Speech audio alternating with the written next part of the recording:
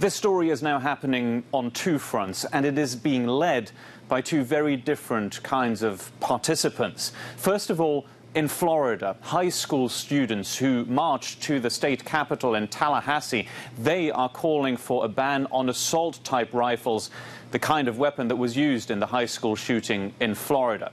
Back here in Washington, the U.S. president is proposing something very different to a ban on a certain type of weapon.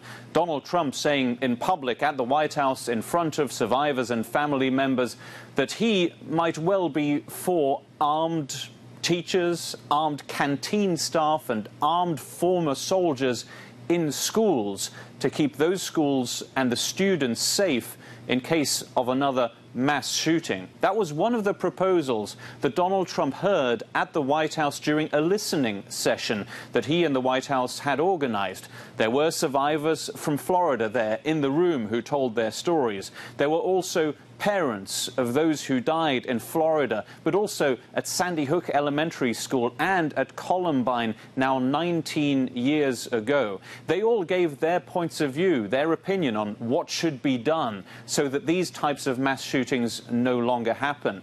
All sorts of suggestions from them, from one father of a girl who died in Florida who wants to see more safety in schools rather than gun control. Then one young man who lost his best friend in Florida who says, again, that assault-type rifles should not be accessible to someone who's only 18 years of age. But the conclusion from the U.S. president, it seems, is potentially arming teachers in schools. But not just that. He also said he is for more strict background checks, and that is one of the big things that those who want stricter gun control have been calling for years now.